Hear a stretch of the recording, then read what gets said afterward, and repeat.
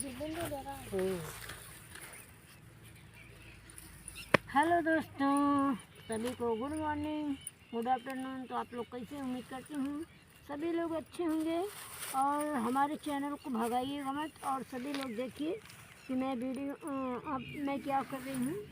इतना सारा पालक का मैं क्या करूँगी, पालक पनीर बनाऊँगी।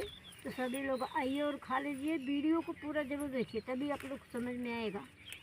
और सभी लोग, जो लोग हमारे चैनल में नए हैं, सभी लोग लाइक सब्सक्राइब ज़रूर करें। प्रतिदिन वीडियो देखने को मिलेगी। अगर सब्सक्राइब करेंगे तो प्रतिदिन मेरा वीडियो आप लोग को मिलेगी देखने के लिए, अलग अलग से। तो आप लोग कमेंट करके ज़रूर बताइएगा, प्यारा प्यारा कमेंट करिएगा कि आप लोग देख के बताइएगा कि ये वीडियो मेरा कैसा है और किसको खाना है, कमेंट में बताएगा। और देखिए सारा भी खेत में पालक है, बहुत सारा पालक है। जिसको खाना रहेगा कमेंट करके बता देगा मुझे।